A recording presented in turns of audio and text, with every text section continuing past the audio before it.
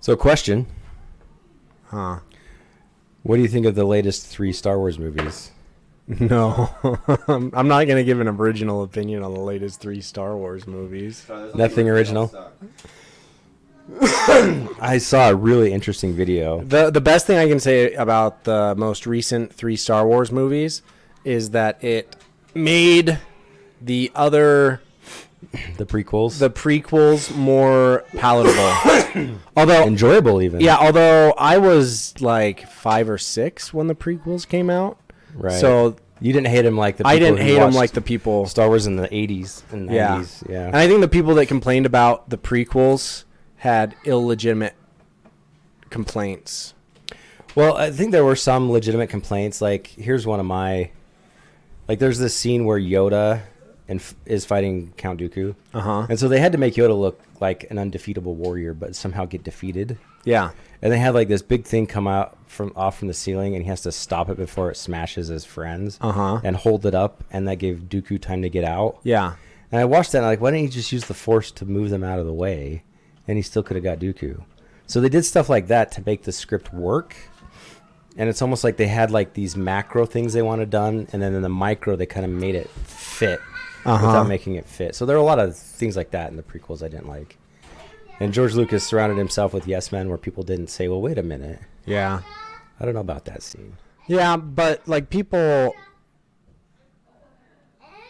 Made too much of it. No, I get it. No, the thing with Lucas is he actually had a good vision, and he understood archetypes and how to tell a good story. Yeah. And how to have good setups and good payoffs.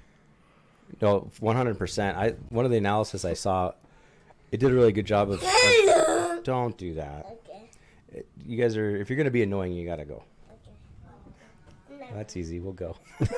Yeah, we're out of here. That's funny.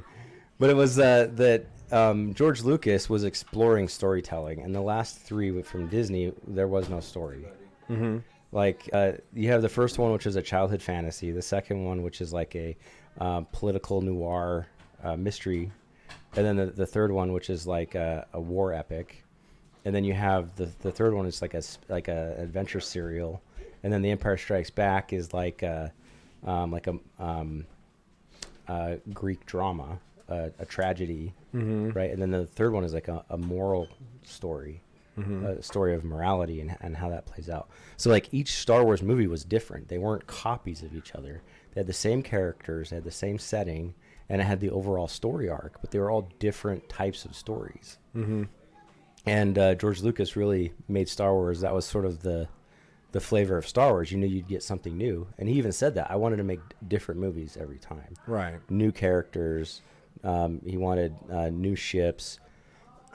Maybe for toy sales. Who knows? Well, like the way that I look at it is the people that did the sequels had no respect for the source material and had no love for it the way that people loved it.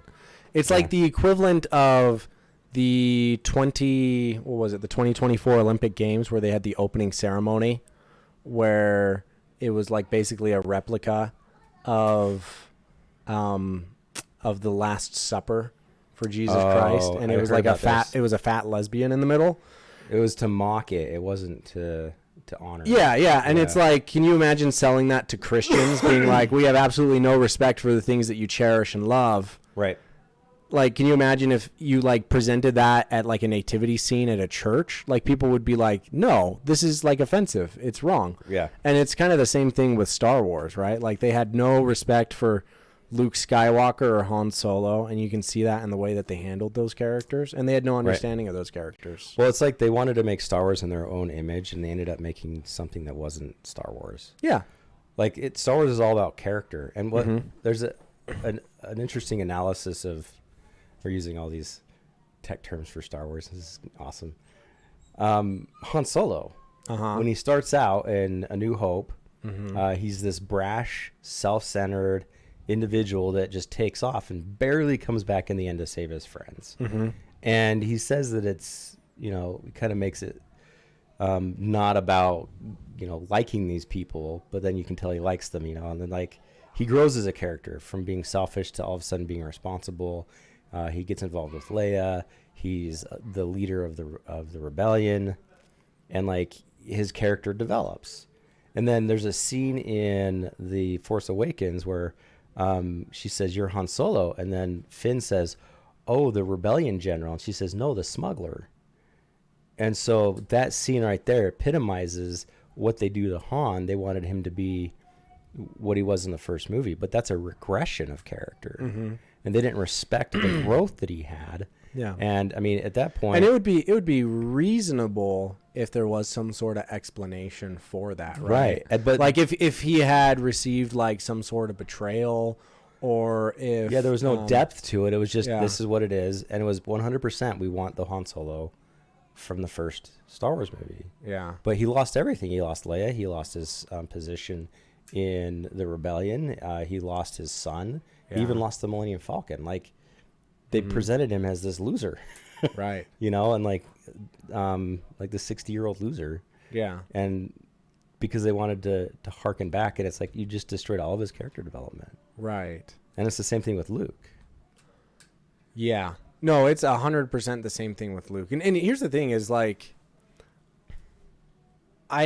even if I disagree with the worldviews that are portrayed in like a piece of cinema, if it's done in an artful way that's like reasonable and that like can kind of give you different perspectives, natural and authentic in a way, but it didn't. So like, I mean, you get Luke Skywalker, where the culmination of his arc in the original 3 is I am my father who has committed every atrocity that you can imagine. The epitome of evil in the movie. Yeah, Literally. like he is the big bad boogeyman. It's right after Empire Strikes Back where you see him killing commanders who make one little mistake. Yes. Like he's the big worth bad. saving. Right. He's not even like the Emperor isn't really even the big bad until Return of the Jedi. Right. So the culmination of that entire story is the salvation of Anakin Skywalker. Right? And Luke, the redemption. It's, that you can be redeemed. He still has to pay consequence. He dies through his redemption. Right. But his Force ghost appears next to Obi-Wan and Yoda, and they welcome him. Yes. And that's almost like, if you look at the Judeo-Christian background of the audience, that is like, okay, you had your deathbed confession, and now you can come to heaven with you can be absolved of your sin. And Luke he almost ministers, to like use a religious terminology. He ministers to his father. He's tempted to strike his father down in anger, and his father, keep in mind, his father has done things that are terrible and horrendous. Right. He would be almost justified. I think everyone would be like, that's a just thing, right? Like you're recreating balance. He's fallen. He's done too much. He's like, especially when you watch the prequels, because in the prequels they're ordered as Jedi to kill Sith on sight. And like, it's interesting how they set that up that way, because it adds more weight to what happens in that room. Yeah, the Return of the Jedi, because he is actually redeeming. He's also redeeming the Jedi themselves. He's the only Jedi alive at that point. And so he's outnumbered by the Sith, which is an interesting scenario, right? Yeah. So and then he defeats the Sith by not using violence. Right. And what? So that's like great character development. And then it's like, and then 10 years later, he has a vision that his nephew, who's an innocent child, becomes evil. And so he goes to kill his nephew in his sleep, right? Like, that's just such a contradiction to that character. Even Mark Hamill was like, I don't know who this is, Jake Skywalker, maybe? Because he acknowledges the ridiculousness of it. And, like, the two things that we know about Luke at the end of Return of the Jedi, he's willing to die for his belief that his dad has something good in him. He throws his lightsaber down and allows Force lightning to destroy him, potentially. But also in Empire Strikes Back, he gives up on his Jedi training to save his friends, even though his two mentors, who he has up to this point put complete faith in, tell him not to. He says, but they're my friends. So he has fierce loyalty and a belief in the good. And you look at The Force Awakens and The Last Jedi, and it's the polar opposite of both of those things. He's abandoned his friends in a time of need. The rise of the, the whatever Empire reiteration is. What is it? The First Order. First Order. Yeah, stupid. Even that. See Boogeyman. Yeah, it's like we need another boogeyman. Good, Right. let's just do the same thing and change their wardrobe a little bit. So what would have been interesting to me is, okay, so you're starting from scratch with these prequels. I'm not familiar with the extended universe stuff, but what's like the natural progression of these characters? And what I imagine as being like a way better story, like if we wanted to retell it, okay.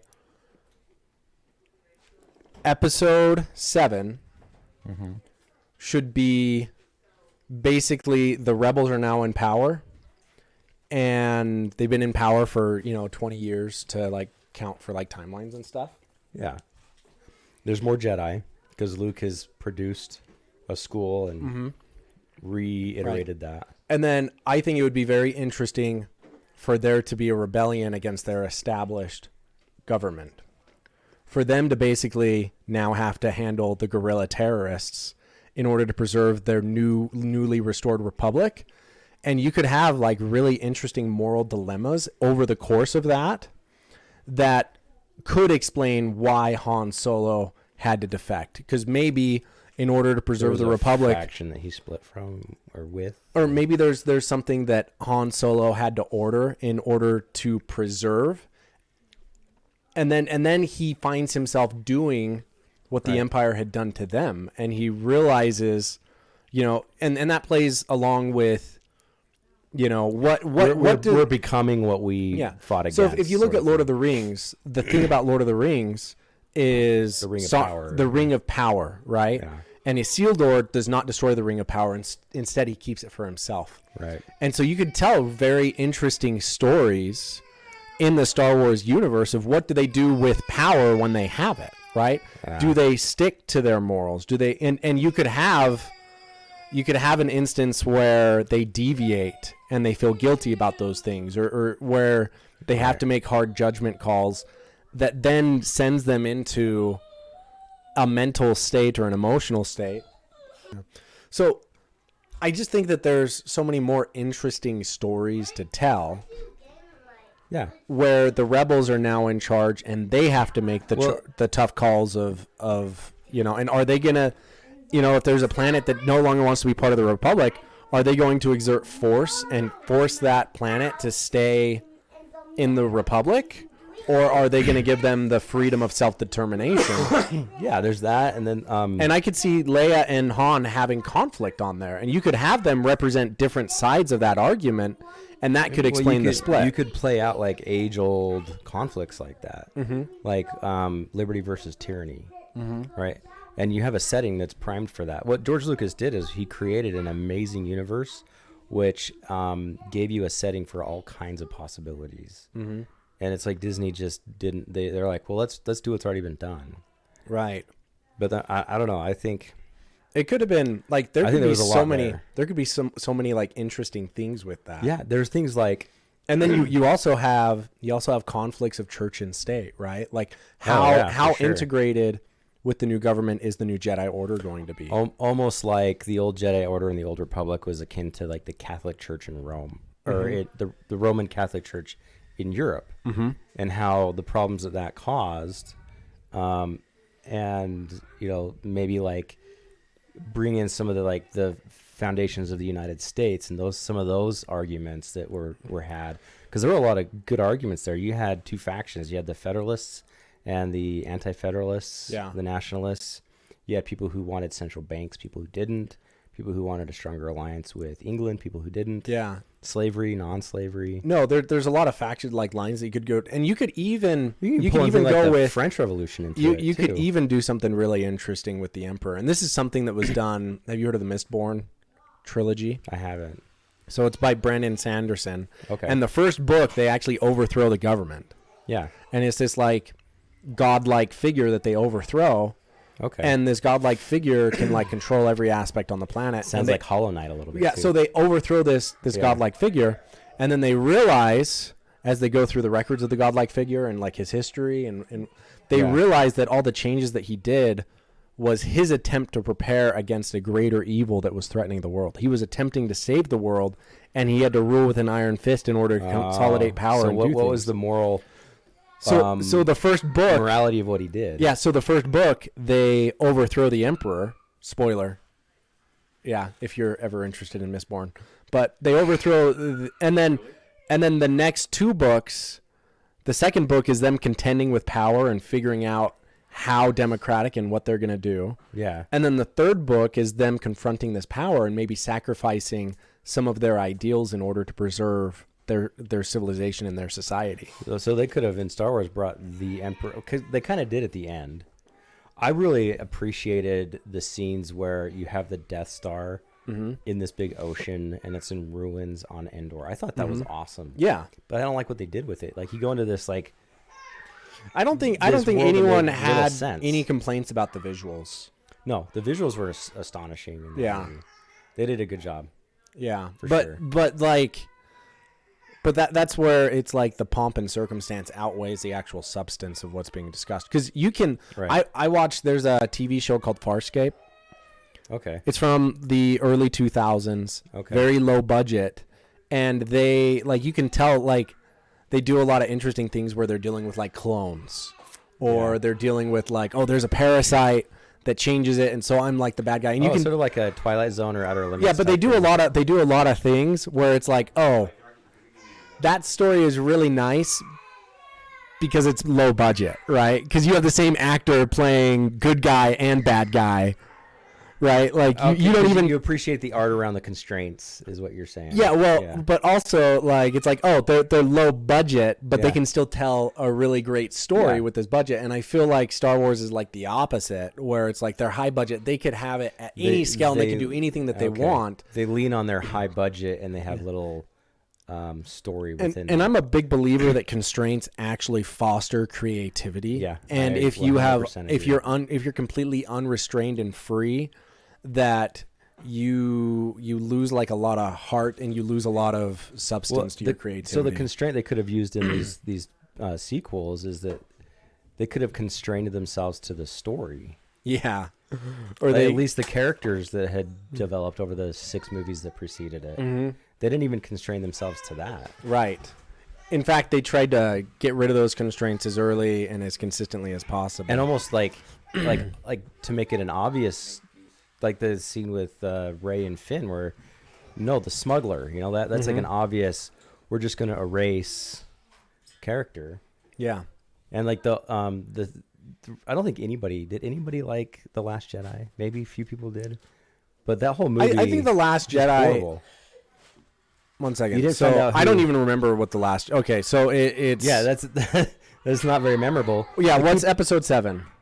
That's the Force Awakens. Okay, so Force Awakens, there was some setup there, and there was like people were excited for like potential payoffs. It's like, hey, who's Snoke gonna be? Who's Rey? What's like who's Rey? Who's her? Yeah, what's the story behind this lightsaber that shows up after? And then Last Jedi completely pisses on all of those setups and sets it on fire, literally. Yeah. Like, here's this. In the first 5 minutes, it's like, this is my father's lightsaber. I'll throw that behind me. I don't give a rat's about that. And then she asks Kylo like, who am I? He's like, you're no one important. And it's like, you're not the child of anyone important. But then, like, the next movie is like, but you're the grandchild of someone important. And it's like, that would have been a great payoff to learn in like, the second episode. I was hoping that she was Obi-Wan Kenobi's daughter. Mm-hmm. But even... Yes, thank you. That in the second movie would have been better. Yeah. But it's like, they literally, they show a Jedi Bible, which you've never even heard of. Mm-hmm. And they immediately set it on fire. Yeah. It's like they threw a lot of propaganda in the movie. Mm-hmm. And that ruined it to a degree. Like what propaganda? Like the second movie, it was very anti-war. It was very anti-male, very anti-hero. It was very anti-patriarchy. It was very anti-capitalist. Anti-capitalist, anti-meat, anti-rich. Was it anti-meat? I didn't catch that. Yeah, there was a scene on Luke's island where Chewie was discouraged from eating meat. like Chewie of all creatures, which maybe seems like an obligatory carnivore, you know? Yeah. So there's things like that. And it's like George Lucas, he put some of those things in, but he did it in an interesting way. And he did it through characters. Right. Character development. It wasn't just like, oh, by the way, this is bad. It was like he created a war epic to show that war was bad. Right. Right. And he had... Oh, I also love at the end that they left like the slave children. They freed all the animals, but the children were still enslaved. Did you notice that? They left the slave children with the dream that they could one day be Jedi, but they did not free yourselves, future Jedi. Yeah, but like the animals, we got to make sure those animals are free. That's interesting. Never really thought of that. Yeah, maybe I did at the time, but like you said, those movies weren't. Like the specifics aren't as memorable. They also really tried to lean into the character of Rose, and like, well, I think it almost seems like they're doing that for the Chinese audience. Yeah, from a man's perspective. At the end, when Finn is going to go into the laser and save all of his friends and be the hero of the day. Yeah. Right, which is like, I don't think women understand this about men, but like we want to be the hero and we want to make like that last ditch sacrifice. Oh, like I think most, I don't know if most men, I think it's very masculine to want to die for your friends, to like go out meaningfully. Yeah. Versus going out. I know a lot of both of our grandpas, for example, which Disney understood in Rogue One. Yeah. Well, what I'm saying, because everyone dies in Rogue One. Spoiler. Yeah. Grandpa. Both of our grandpas wanted to die with their pants on. Yeah. I don't know if you remember Grandpa Hardman. Like we had to like keep him in bed because he wanted to get his pants on and go help a neighbor with something. It's like, no, you're dying. Yeah. You know, and Grandpa, like, I think that he stopped taking his meds and maybe kind of allowed nature to take its course once he finally. Well, he also timed his death like a month before his life insurance. Oh, yeah, his term life ended. Out. Yeah. So like, there's something there. We won't get into that. I guess it wouldn't matter, but you know, like that's a. You think they're gonna come after our dead grandma for insurance fraud? Yeah, I don't think it was insurance fraud. No, the man literally died. I mean, yeah, I don't like. Good luck. I'm just saying. That's a whole other. That's a editing weeds, but it's a very masculine thing. Yeah, to just say, I want to die for my friends. Yeah. If there's I know I'm gonna leave this world one day. I would rather do it meaningfully. Right. Than to just like be forgotten and die on. And there's some movie magic to that. Like I can understand where she's coming from on a moral level of like, hey, it's harder to live for something that you care about than it is to die for something you care about. Right. Like that's kind of, but like if you put that in like the world context of what was happening, he's going full speed into a laser. Yeah. And she decides, I don't want him to die, so I'm going to crash. I'm going to have a mid-air collision with him at high speed. And it's a miracle that they both live. Like her decision-making process in that moment is I'm going to stop him from killing himself by crashing into him at a high speed, thereby risking him dying and not getting the payoff of saving everyone. I have a very hot take, very controversial take. What? She's a typical Asian driver. I don't know. So do you think that like maybe it wasn't on purpose? You think she like did it on accident and then she like made up an excuse? She's like, oh, we both lived. I think it's more important to live for something than to die for something. Do you think? I don't think that's typical of Asian drivers. I just think it's funny. It's just typical of female Asian drivers. Yeah, there's that. But Star Wars made it the trope, not me. I'm just observing it. Is that really a hot take, or have you heard that joke somewhere? No, I just thought of it. This Asian woman almost causes a high-speed collision. No, she does cause a high-speed collision. Oh, she does, yeah. Because in her mind, that's better. Anyway. Because, I mean, that was a pretty bad crash. Like, they both should have died in that, right? So, like, if you didn't make any sense, yeah. So if she didn't know she had plot armor, That's not a rational. But it's not because she's Asian or a woman. It's because Disney sucks and they wrote the script. That's what it was. Yes, and they're racist against Asian women and think that they crash at high speeds. I know, Disney. What's going on? I can't believe that they wrote that. That's called the racism of low expectations. Yeah, the bigotry of low expectations. Yeah. So,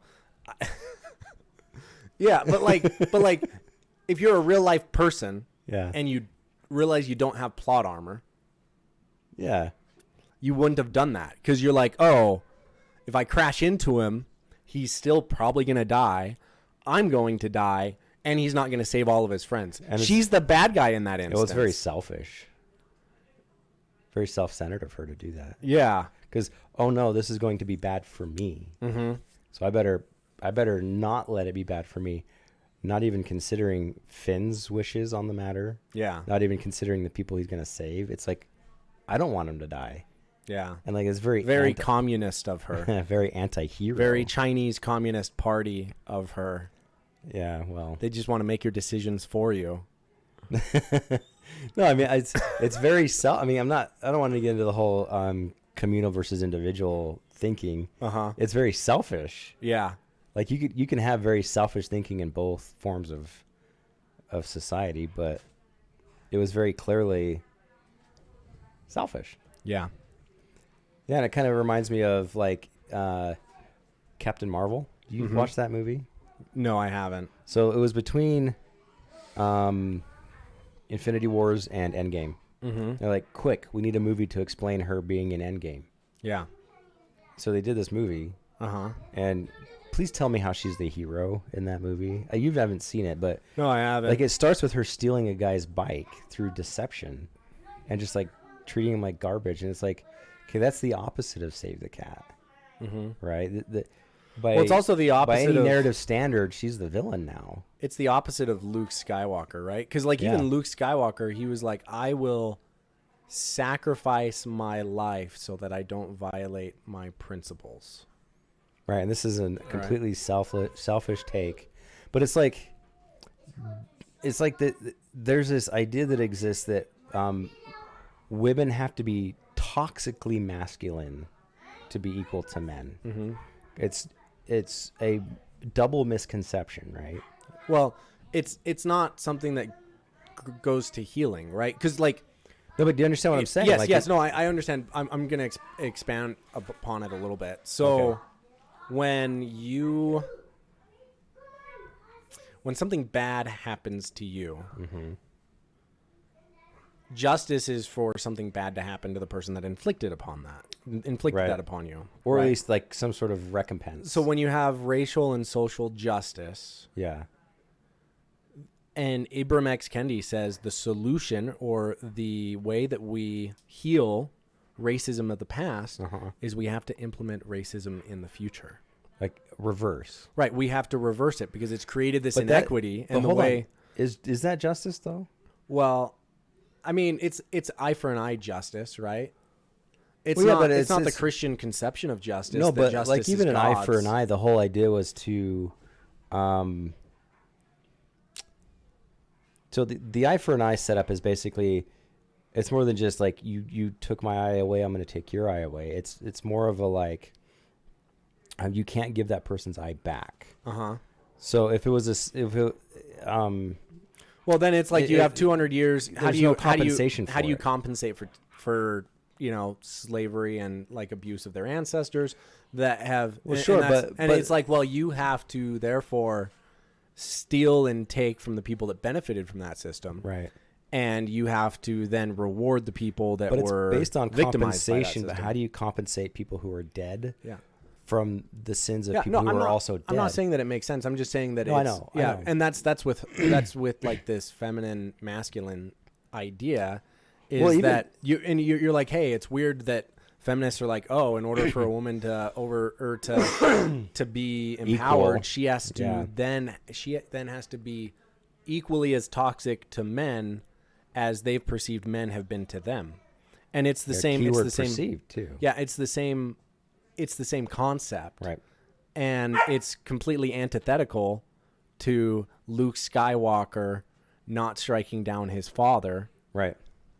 And Well, it's not even. But like everyone on the left, they have daddy issues. So when you see when they see someone, that's a blanket statement. When they see someone overcome their daddy issues and forgive their father, they really hate him. That creates a dissonance because they're like, hey, like my father messed me up because he went to the office and didn't give me enough hugs, and because my father messed me up, he can never be forgiven for that, right? So it's a complete lack of forgiveness. That explains all leftism right there. No daddy hugs. Yeah. Awesome. No daddy hugs, and I don't know. There's probably more we could get into that, but that's funny. No, but like that's really what I mean by that is. Well, it's almost like... and that's why they hate Luke Skywalker so much. That's why you hear stories of Kathleen Kennedy's team putting up pictures of Luke Skywalker on a dartboard and throwing darts at Luke Skywalker, and they hate him because he could forgive their dad, and they can't. There might be something to that, actually. It sounds funny, but like...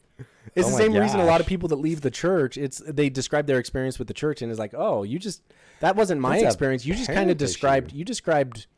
That seems like you just don't like your dad. Yeah. Your dad was the bishop, and so the whole church is to blame for how he treated you. And they even say, like, a patriarch is a father. They even say that they have daddy issues by saying they want to take down the patriarchy. They want to kill their father. Yeah. And so when they see Luke Skywalker forgive his father, forgive the patriarchy, despite its shortcomings, because your tone is joking, but it is... Well, Vader is the tyrannical father, right? He's a tyrant. He's a father, literally. He is the tyrannical father. He's evil father. He's the archetype. Right. He's evil father. That's his name. Darth is evil. Vader is father. So he's evil father, right? Well, it's like George Lucas went out of his way to emphasize how evil he was. Mm-hmm. Like even when, like the scene in Bespin where he's like, we had a deal. And he's like, well, the deal's changed. Mm-hmm. Like, every chance he had, he made Darth Vader the worst. Yeah. On purpose. Right. It's like, no, he'll take what he wants and he'll use his power and leverage intelligently. So it's not just to get what he wants. It's not just for Darth Vader to have redemption. No, he doesn't deserve it by any means. But here's the thing is his turn to the dark side is motivated by fatherly values, right? Why does he turn to the dark side? He wants to save his wife, and he wants to preserve the lives of his children, right? And that's why.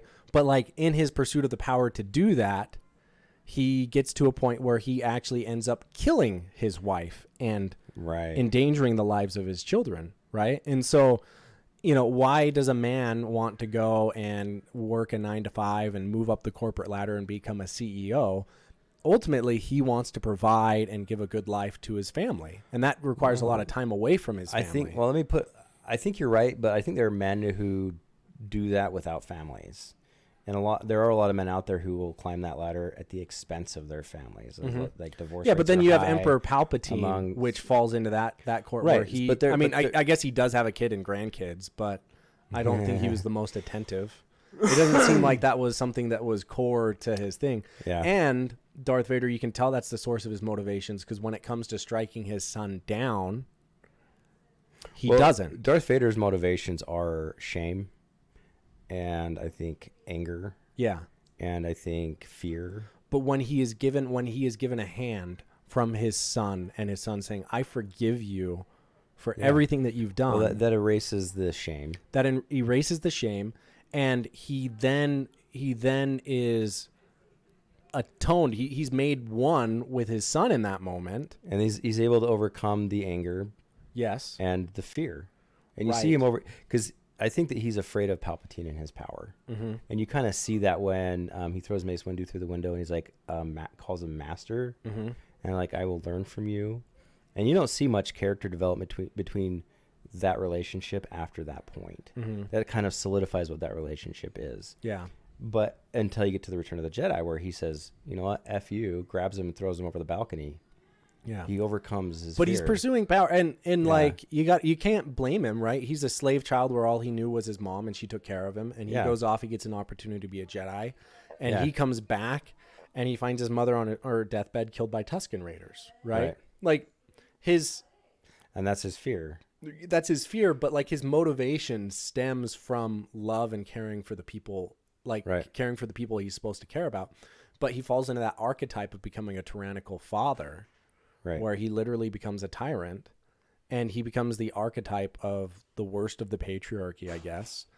And he's given a chance to repent, and there's benefits to that. So I think that a lot of the anti-Luke stuff is that Luke facilitated the transformation. He forgave the patriarchy, which is a sin on the left. He forgave the patriarchy.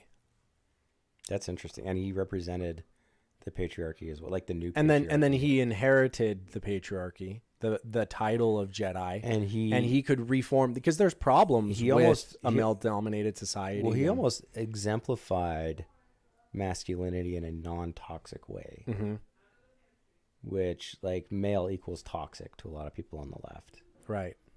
And so to have male not equal toxic or male equals something else. Mm-hmm. Or the meekness, a definition of meekness is great power under great restraint. Yeah.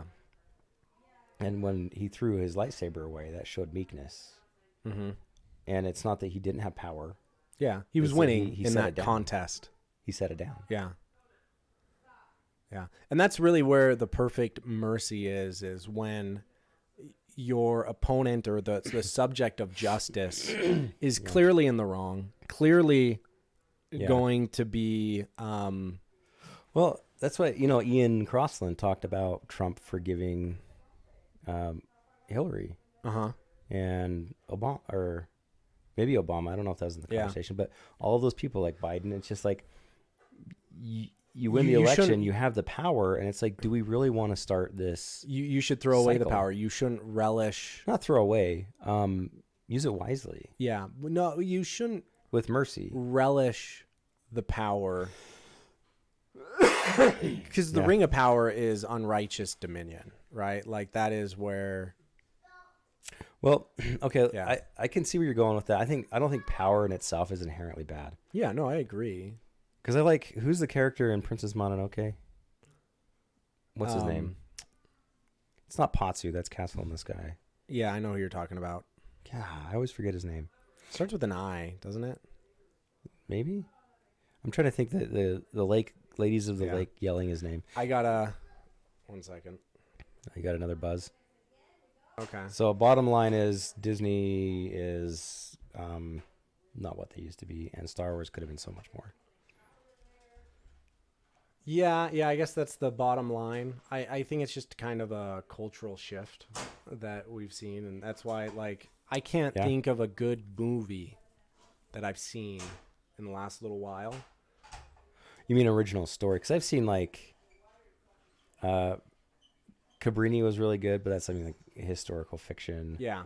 I really liked The Sound of Freedom, but again, that was not too far in the past, but technically a historical fiction. Yeah. I mean, the Dunes were good, but even then you had like Cheney, which is there's a little bit of wokeness in there. Well, just like she's a little bit critical of her religion and like the prophecies and stuff, where in the book she's not so okay, so it's not that the character has those things, it's that they made those things part of the character for the movie. Yeah, they also made one of the characters that was a man into a woman. Yeah. So like, but it's just... And here's the thing. I don't mind wokeness in movies because wokeness exists. Yeah. So obviously there's going to be characters, if it's going to represent real life, you're going to have characters that maybe represent the wokeness of real life. Yeah. But to make it like a central theme or even like sort of the moral of the story. Yeah. That's where it breaks down for me. I think the issue is when you take a pre-existing IP and you pigeonhole or you change characters in a way that doesn't make sense. The best way that I've seen them do it that doesn't like break me from it is I've like Into the Spider-Verse with Spider-Man, where you have all these alternate dimensions and universes where there's this variety of Spider-Men where one of them's like a Looney Tunes pig, or one of them like a noir character. Yeah. And then it's not so much of a leap to where it's like, well, like it bit Gwen Stacy instead of Peter Parker, but they're in the same class. So like that fits. They make it fit. It makes it fit to where it's like, okay. And nobody hates a female Spider-Man. Uh-huh. It's not the thing that people have problems with. It's the how. Yeah. It's the like wedging it in a way that breaks the story. And all I'm saying is that they art. could do it more artfully to where it doesn't seem so. And I think it would benefit them in their propaganda campaign. And if they could make it less anathema to your average viewer, where it's like, oh, I can, like, I don't know, like a spoonful of sugar helps the medicine go down, right? Like if they embellished it and made it a little bit more palatable and less like on the nose and offensive. But I think that they are trying to be offensive, and I think that they are trying to raise a flag over what they perceive as conquered territory. And I think you see that with like when it's not enough to make a good point. They have to destroy all other good points. When you go through the effort to put a gay pride flag over the U.S. Embassy in the Vatican, that's making a statement, right? Why do you plant a flag? Why do you raise a banner, right? And in the Book of Mormon, because you conquered the territory. Yeah, in the Book of Mormon, Moroni has a lot of infighting, and he goes and he conquers, and then on every building in the land, he puts the same flag to show that they're unified, right? So they're showing that that's the purpose of a flag. Right, exactly. So they're not trying to win hearts and minds. They're saying we're here, so we're queer, right? That's the flag is quite literally a virtue signal. No, it's not a virtue signal. It is a signal that we have dominated. We are but this is our territory. But it's basically saying our tribe is here. Yes, it's a virtue signal, right? Like you don't have to do anything. If you raise the flag, that's enough. Like to have an American flag, people see the flag. You're signaling that you're American, American patriot. So a flag is the symbol of the United States, virtue signal. Yes, and so like if you see flags anywhere, that's all it is, but that's really all they're after. But what you're saying is that a virtue signal, even if you take like virtue signal away from a flag, any virtue signal, is a way to say that this ideology has conquered. Well, they don't care about. It's a flag for what has conquered, maybe even the individual or the institution. Yeah, that any type of virtue signaling, you're basically raising that flag, and what you're saying is raising that flag is akin to saying this ideology has conquered here. Right. We've taken all of these IPs that have been cherished by people of traditional values and of the patriarchy. We've taken Lord of the Rings. We've taken Star Wars. And we could probably list more and more. We've taken comic books. We've taken Captain America. Universe. We've taken Avengers. We've taken everything in popular media that encouraged American patriotism, that encouraged traditional values, that encouraged healthy masculinity. And I think maybe we've taken all those and we have murdered every single representation of the old guard. And we've murdered Luke Skywalker. We've murdered Han Solo. Leia was preserved because she's a female. But then they were able to transform her. Which is like really ironic. What's really ironic is she's the only one that actually died. Like the actress actually died. That's interesting. Right? But the other ones are still alive. But they... Well, that like uncanny... they did a good job with... I thought that like when they brought her back... Yeah. It wasn't terrible. It wasn't like Tarkin in Rogue One. No, like, and AI stuff is just going to make that better. But like what I'm saying with that is, but all she does is scold people. They murdered. She's a woke scold. They murdered all of our childhood heroes. Yeah, and then they tried to replace them with cheap counterfeits. And they didn't do it to convince us. They didn't do it to get us on their side. They tried to replace them with symbols. Yes. Not with characters. Right. Not with individuals. They wanted to replace them with symbols. And it's interesting because that is kind of what Mao did in China. Yeah. Is the what do they call them? The Four Olds? I don't remember. Something like that. But the idea was to separate the generation that was up and coming from the past. Well, I mean, they had the Cultural Revolution where he encouraged students to murder their teachers. Whether or not their teachers were aligned with the communists, like the symbol was... out with the old, in with the new. Exactly. Right. And so... that's what this is. Yeah. Murdering the child. It's almost like Disney bought Star Wars to murder it. Yeah. You could almost say that. Right. But they're doing it like... we're like, oh, they're so stupid. I can't believe that, they don't know how to tell stories and all these things. I think it really boils down to an intentional murder, and it's a way for them to strut their stuff and say, we have arrived, we have killed the old order, it's behind us, and we're the ones in power now. And you can tell the people that actually believed in values that see this and they're like, this isn't Star Wars, this isn't a thing. But then there's also people that just go along with it and they're like, oh, Star Wars and Marvel, they're the best thing. And it's like, well, I mean, 10 years ago they were really cool when you thought that we were nerds, but now that they are like, well, look at all the people that are Avengers. All the people that are excited about it are more excited about the wokeness in something iconic, than about the actual icon. Right. And it's they're toppling statues and then they're dancing on the statues. No, they're not just dancing on the statues. They're erecting their own images in their place. Yeah, but they're caricatures of the statues, right? They're toppling. They're toppling down. They're. It's almost like they're making fun of fans. They're a mockery of the statues, right? Like. I mean, we'll go back to what we started with, which is the Olympic Games, where they have the Last Supper, a visual representation of the Last Supper, with all of this behavior that would be offensive to a Christian. It's mocking They've Christianity. knocked down these symbols. Right. And it's not just to replace them with new or better symbols, but it's to poke and make fun and say, ha ha, we've won. Yeah. We're going to rub your face in it. Well, so it's interesting. This whole long conversation we had about Star Wars really does come back to, and I never realized this, that they didn't buy Star Wars. They bought Star Wars because Star Wars was incredibly popular among people who weren't in their tribe yet. Yeah. And so they did two things. One, they murdered sort of a sacred cow of the other tribe, while also people who maybe weren't so tribal, they brought people into wokeness through Star Wars. Yeah. And then they're able to kind of, like you say, make a mockery. Well, what did the Romans do? What did Caesar do when he conquered Gaul? I have no idea. So there's Gaul is France, right? Gaul is France, and is it Villatorex? What's his name? I have no idea. Okay, so he was like a very prominent leader of the Gauls. Okay. Starts with a V. It's really long. The French look at him as like the original Frenchman. There's statues for him and stuff. Yeah. But what did Julius Caesar do when he conquered him? He didn't kill him. He marched.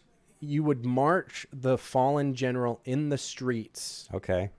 And you would demonstrate to everyone, we've conquered him. Look at him. He was the head of a mighty army. I'm dragging him in chains behind me now. That's kind of what Nebuchadnezzar did to, is it King Hezekiah or Zedekiah? Mm-hmm. That when Babylon conquered Israel, what did he do? He murdered all of his sons in front of him and then gouged out his eyes. So the last thing he saw was the murder of his children. And that's what they're doing here. They have conquered the culture. Right. And it's an assertion of dominance. Yes, they've dominated so completely that they can parade out your most cherished childhood heroes. Right. So and they can absolutely defile them. Right. And disrespect them in such a way that that you no longer cherish those figures. I no longer have a soft spot for Star Wars. Well, you do, just not like what you had before. Yeah, exactly. Right. Except now I gotta issue like all these disclaimers. Like, I love Star Wars. Like, if you don't count the sequels and all the episodes that have come out and like anything that's been made in the last, or just sum it up with pre-Disney. Anything after Rogue One. I like Solo. Rogue One and Solo were but that's because I like Westerns.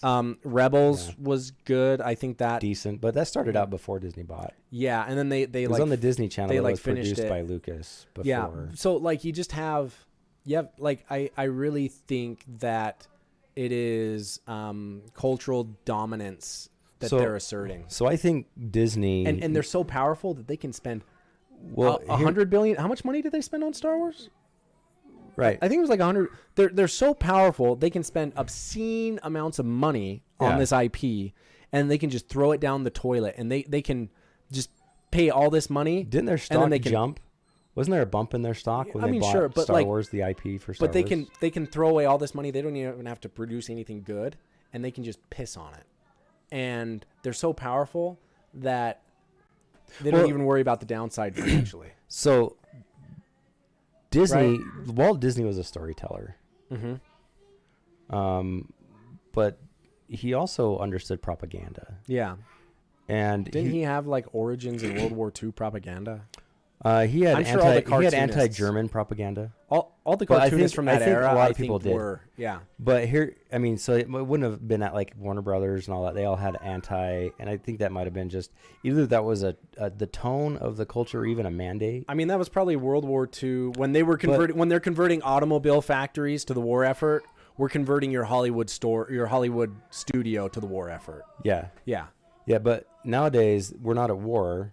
I mean, we are. Yeah. Not through Congress or, Disney is a propaganda machine more than a storytelling machine. And here's how you know. The lawsuit with VidAngel. The end of that, like, they told the judge flat out, we just don't want them to do this anymore. And the judge is like, well, that's not part of, like, you can't sue somebody for that reason. Right. And so they lost the lawsuit. Well, there was a settlement, and the settlement was that VidAngel just couldn't touch Disney movies. And really, that maybe that's what they wanted all along. They wanted VidAngel to die. The reason they wanted VidAngel to die because all of a sudden viewers had a way to filter out the propaganda. Right. Because can you imagine because they have the Jar Jar filter. They can't use it anymore. But they had the Jar Jar filter where you could watch the prequels and it would just edit out every scene with Jar Jar. What if you could have so I joke with my friend that at work. Yeah. It's called the wasabi. I get that people like it. But does it have to be in everything? Right. And by wasabi I mean the LGBTQ. Like there's got to be a gay character, there's got to be some sort of nod or tip to gender ambiguity, right? To whatever. There's got to be something in the movie because there's a gay lobby. Well, now if you wanna be awarded an Oscar, you got to have some sort of. But that's the point is that like you got to tick all their boxes. I get that some people like wasabi, but it doesn't have to be in everything. Yeah. Some people don't want wasabi. Don't slip wasabi in my food. And with VidAngel, they had the ability to say we can take the wasabi out. Yeah. I don't know if they ever got to that. I want a hamburger without pickles in it. Yeah. Yeah. And Disney's like, no, you have to have pickles. Yeah. Which makes no sense. Like, a recipe is a good example. You go to a restaurant, and it's like, okay, I understand the Big Mac has the Big Mac sauce, but I don't like it. And would McDonald's be a good company if they said, no, you have to have that on your sandwich? It'd be like, fine, I'm going to Burger King. Right. Because you can have it your way at Burger King. Exactly. Yeah. Exactly. And you go to Burger King and say, make me a Big Mac without the secret sauce. I don't know, but you get what I'm saying is like Disney's not a storyteller. VidAngel had that and right. But like it's like have anything. But you've always been able to do that, right? Like I do that with Lord of the Rings. Like the Two Towers, the part with Frodo and Sam in it is very boring. And the stuff with Frodo or with Aragorn, Legolas, and Gimli is where they're killing the orcs. So that's more fun to read. So there have been times when I've skipped Frodo and Sam's journey. Oh, and you read it. Okay. Yeah. And I've edited so that I'm just seeing I'm just reading the fun action bits, right? Yeah. And like you've always been able to do that with any type of art. Well, VCRs had a fast forward and rewind button. Yeah. Yeah, and you can skip 30 seconds in most streaming apps and whatnot. But yeah, it became obvious that Disney was not about serving the masses as they were about serving their propaganda, their agenda. Yeah, they were. I mean, not everybody sued VidAngel. I think a lot of people were okay with it. Like, yeah, sure, and I don't see if you're interested in telling a story to an audience as wide as possible, VidAngel facilitates as wide, not white. Right? I said wide. Yeah, it sounded like white. It sounded like white. How white do you want your audience? And like you can snow. Is that too much to ask? As white as snow? That's terrible. You're talking metaphorically. Yeah. Okay. No. I'm saying wide, like WIDE. Yeah. So VidAngel widened audiences. Like the people that need 2 seats on an airplane. Wide. We want a wide audience. Yeah, but we don't want to fat shame anybody. But the whole idea... Some should be. Have you seen WALL-E? All those people need to be fat shamed. I think they were. Yeah. I think that's chart of them evolving into like their fatness. Do you think that appealed to a wide audience or a slim audience? A very slim wide audience, I think. A very wide slim audience? No, wide slim. Wide slim. Were there any black people on that ship? Yeah, there were. I think there were. Good for Pixar. Yeah. I don't think WALL-E... Well, Eve was white. And she was the hero. That's interesting. That's not interesting at all, isn't it? I mean, she's white because it was during an era when iPods were really popular and they were also white. The clean white lines. Okay. Yeah. Not brown. I don't think there was ever a brown one. I think I had a silver iPod. So Apple's racist then. I mean, I'm looking at my Apple cable over. It's still white.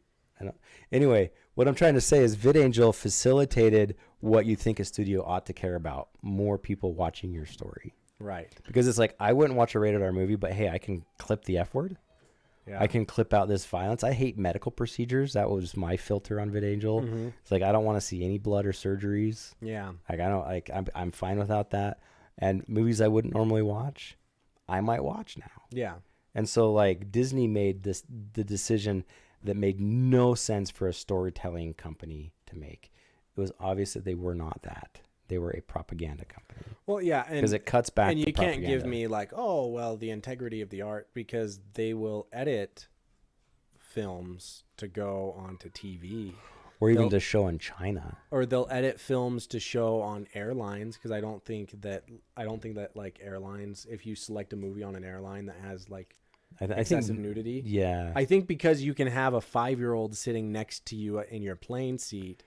It's not okay to have like that's. It's not okay to have like that gratuitous raunchy scenes for viewable within the so it's like it's nothing to do with the integrity of the art, because you'll do it to sell your movie to the airline, right? Like charging money probably also jeopardizes the integrity of your art. Like China doesn't allow certain things to be shown, and they'll cater to that. Yeah. I mean, I don't know specifics on that.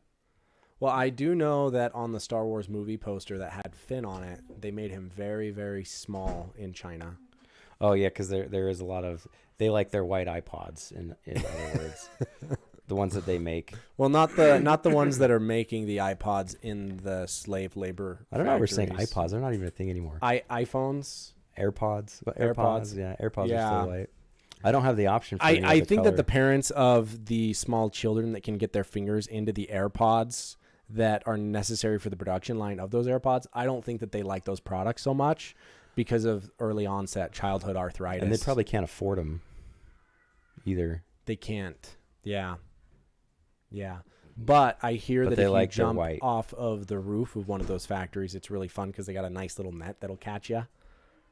So like you don't even that's just a typical lunch break, I guess. Well, you don't even have to like get a trampoline pass. Like I got a trampoline pass for my kids to have fun during winter.